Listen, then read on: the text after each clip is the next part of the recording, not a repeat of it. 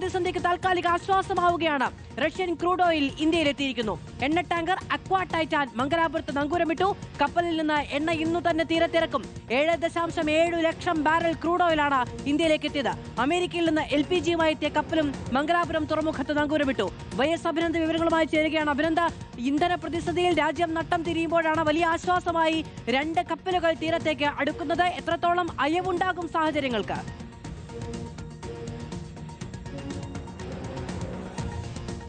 അത് 2 കപ്പലുകളാണ് ഇപ്പോൾ ഇന്ത്യൻ തീരത്തെത്തിയത്. രണ്ടും മാംഗ്ലൂരു തീരത്താണ് എത്തിയത്. റഷ്യൻ ക്രൂഡ് ഓയിൽ 7.7 ലക്ഷം ബാരൽ ക്രൂഡ് ഓയിലുമായിട്ടാണ് എത്തിയത്. റഷ്യൻ എണ്ണ വാങ്ങാമെന്ന അമേരിക്ക അനുമതി നൽകിയതോടുകൂടിയാണ് കപ്പലുകൾ ഇപ്പോൾ ഇന്ത്യൻ തീരത്തേക്ക് എത്തുന്നത്. അതാണ് ഏറ്റവും പ്രധാനപ്പെട്ട കാര്യം.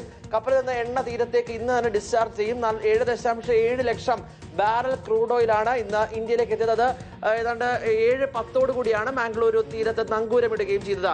അമേരിക്കയിൽ നിന്നുള്ള LPG ഇന്ന് ഇന്ത്യയിൽ എത്തിയിട്ടുണ്ട്. പിക്സസ് പൈനിയർ കപ്പലെത്തിയത് 47,236 ടൺ പാചകവാതകമായാണ്. ഫെബ്രുവരി 14-ന് നെതർലൻഡ്സിന്റെ ടെക്രസിൽ നിന്നായിരുന്നു ഈ കപ്പൽ ഇങ്ങോട്ടേക്ക് പുറപ്പെട്ടത്.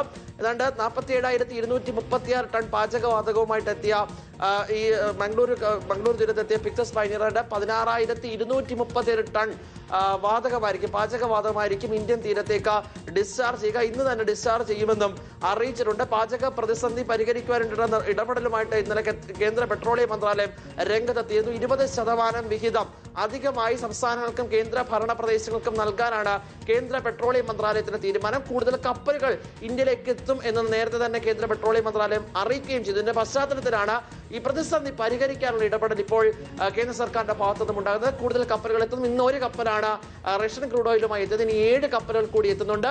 LPG-യുമായും കൂടുതൽ കപ്പലുകൾ അമേരിക്കയിൽ നിന്ന് എത്തുന്നതോടുകൂടി പ്രതിസന്ധിക്ക് ഒരാഴ്ചക്കകം പരിഹാരമുണ്ടാകുമെന്ന പ്രതീക്ഷയിലാണ് നിലവിൽ കേന്ദ്ര സർക്കാർ ഉള്ളത്.